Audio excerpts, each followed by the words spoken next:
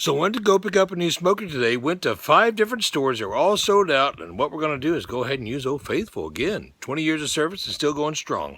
Enjoy the clips.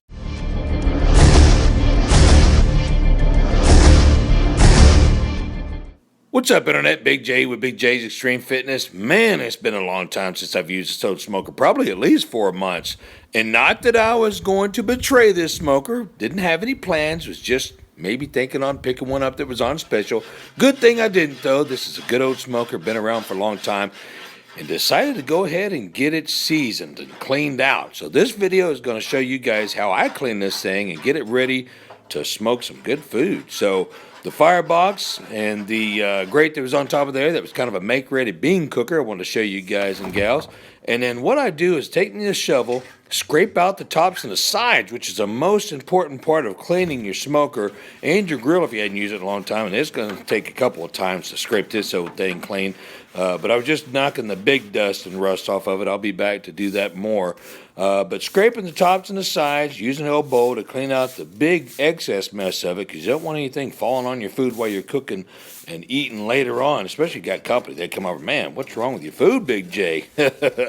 I want to make sure that I clean up underneath there too, just in case I got something hot in my hands. I'm running into the house, and I always take my shoes off, but just in case I forget, I'm not trucking in that old soot and everything else. So cleaned out the firebox to the best of my ability. I'm not taking it to the car wash and washing it out like I see a lot of people doing. It's not necessary.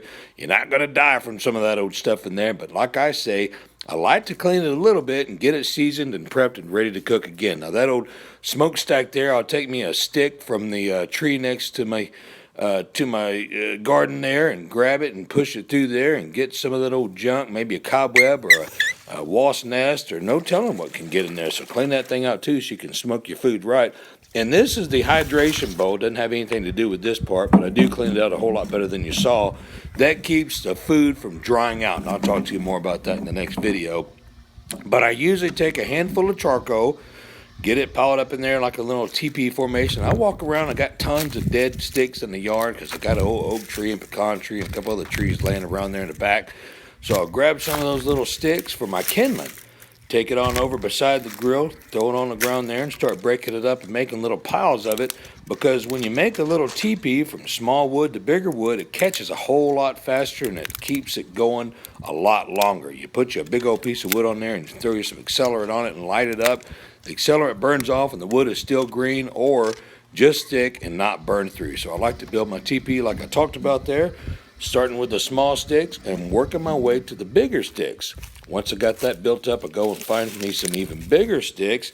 And again, all we're trying to do here is get ready to cook the food. We're not cooking with this, we're just getting ready to get the food ready to be cooked with. So I get the bigger sticks on there. And you see that old brick in there? It's not actually a fire brick, but it's probably been in there for about 4 or 5 years and held up fine, so there's no reason to go out and buy an expensive one. That's just one that was laying around the side of the house. Get me a couple of other pieces of wood here and get it stacked up, and that piece of brick or that brick that's in there is for longer sticks that I don't want to lay on top of the fire. It kind of gives it a little air to breathe through, and it'll catch a lot quicker unless than it being laid on top of the brick that's there. Gonna throw that grate in there, gonna seal it off because we want to get it nice and hot in there before we clean the rest of that up. And this is my carburetor. Gonna open it up just a hair, and that way again we get that fire real hot in there. Then we'll open it up and we'll get it billowing all the way through there. So get a little accelerant, not a whole lot. I'm not a big fan of using that stuff. It burns off pretty quickly though, especially if you got nice old wood kindling like I've got there. And be careful, you might want to have a fire hydrant ready to spray some of those leaves down, especially if some of that falls out. And that's why that smoker's on a concrete little slab there too. That's some of the old wood that I've used in the past, so I'm going to reach down in there and grab some of that to help. This is some brand new wood that I just cut recently. And then there's some old seasoned, I believe that's oak there. Yep, that's some oak.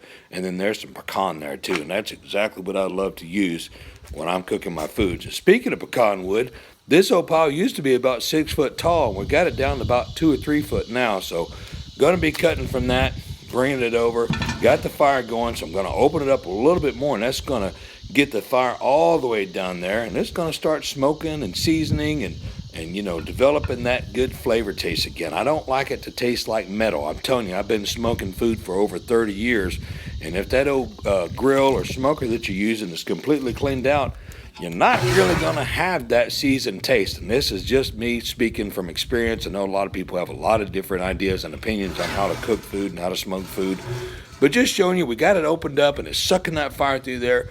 We're going to get the grate nice and hot so we can clean it off. I'm going to take the scraper and scrape on the inside and the top of that one more time before we're done with it. And I've already burned a couple of pieces of wood, and there's that big old piece of pecan. I want to keep that from falling on the ground again. Be careful. See all those dead leaves? I should have actually blown those away, but like I say, I got my fire hydrant ready to spray all that down if I need to. You see that piece of pecan that's on there now has got some good smoke going through there. And we're not really doing anything but getting that grill, again, hot, getting all that charcoal and all the rust and everything else off the top of it. I scrape it one more time before we start cooking on there. And again, this is just a preparation for cooking video. I'm not going to put any food on a grill just yet. That'll be in the video that comes out tomorrow.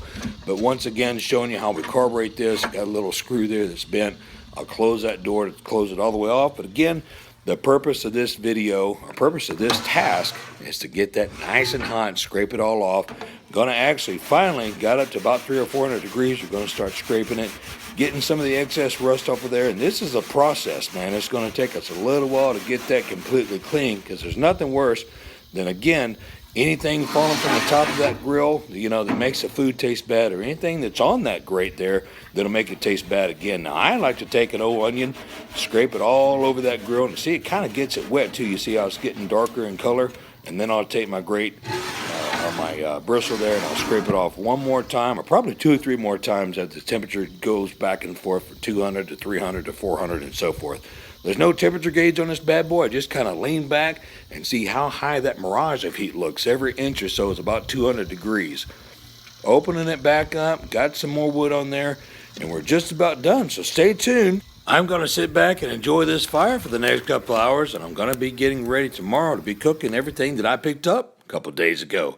Got me some steak and some pork loin and some chicken and some turkey and some fish.